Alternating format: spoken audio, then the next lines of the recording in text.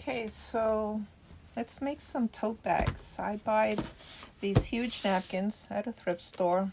I get 4 for $2.49. I'm going to pause the video and I'll come back after I show you how I cut it out. So I started with 20 by 20, 4 napkins, but I cut 2 only, to the size of 18 inches tall, and it's going to be 17 inches wide. Then you're going to cut out a 2-inch square on each corner for both outer fabrics. This is going to be your outer fabric. I use self-adhesive fleece to stabilize the outer fabric of the bag. I'll be back after it's cut out. Okay, so I cut out my 2 stabilizing for the outer. Before I do that, you're going to go and cut 2 more of the 18 by 17 for your interior. All right, so I cut my 2 interiors. I like to use heavy fabric because I like my tote bags heavy. I will be back. I haven't decided whether I'm going to use hot heat transfer vinyl or do the embroidery on the outside of the bag. Decided to do an embroidery, so I used Decoville as my backing for the exterior fabric. It's just sturdier for the embroidery. So I float the exterior. Again, I used Decoville Light. It just holds the embroidery stitch, you know, more solid as opposed to wavy. I went down 3 inches from the top, taking into account that once I start to assemble it, it's going to take from the top. I finger press the center so you know where the center of your hoop is. And now to choose a design. I decided to go with the farm fresh eggs, and I uploaded it onto my embroidery machine. It's about 6, just a little over 3/4 by 7 and just over 1/4. And what's going on here? Why is it saying? Let me figure it out. I'll be back. I had the wrong hoop size on, so now I'm able to view what it's going to look like, and I'll be back.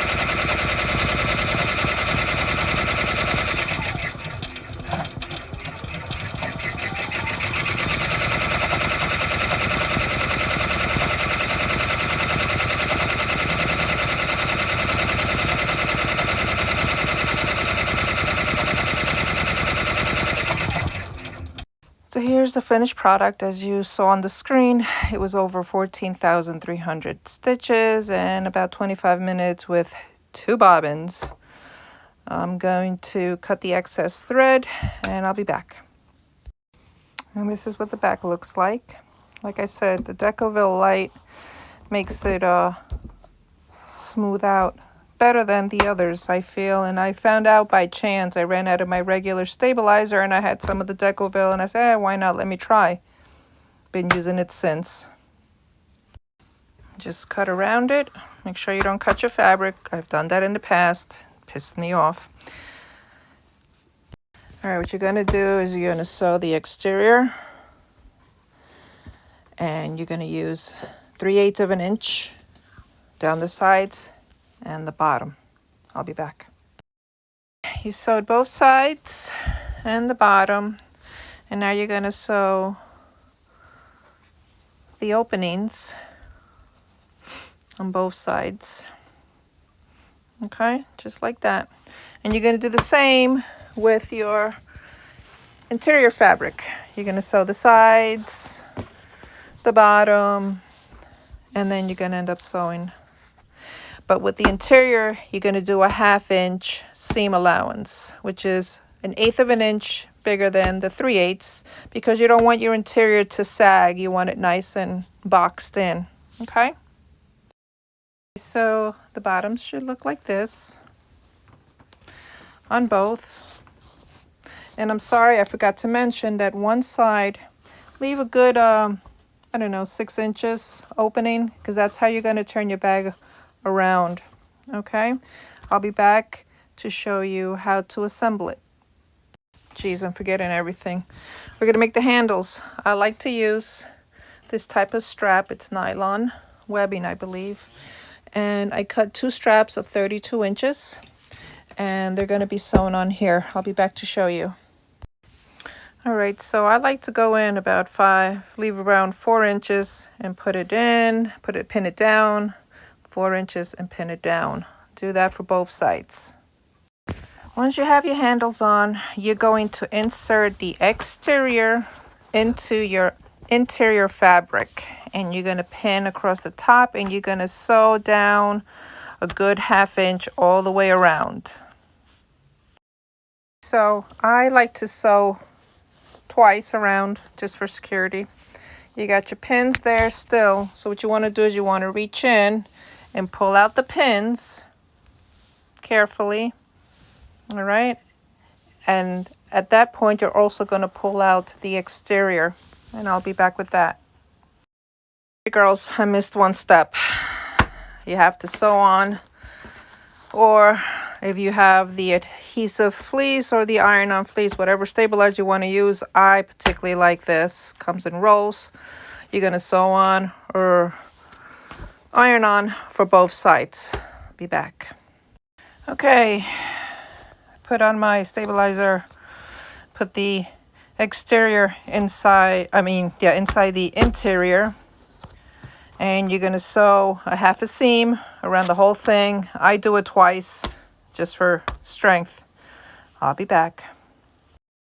Okay, now that you've sewn the top, you're going to pull your fabric or the exterior through here, and I'll show you how to do the rest. Once you pulled your exterior out through the opening, you're going to sew this close, and you're going to shove the interior in, and you're going to top stitch about 3/8 of an inch, and I'll show you the finished product. And there you go. Top stitch all the way around, and there's your bag. A little ironing, and you have a nice market bag or whatever bag, but it's nice, thick, big, long handles. You can put it on your shoulder when carrying stuff. So like I said, the interior will always be 1/2 inch seam. The exterior 3/8 all around. The same with the interior. Only the sides 3/8. The interior bottom is going to be a 1/2 inch, so the bag sits nice. I hope you enjoyed my video.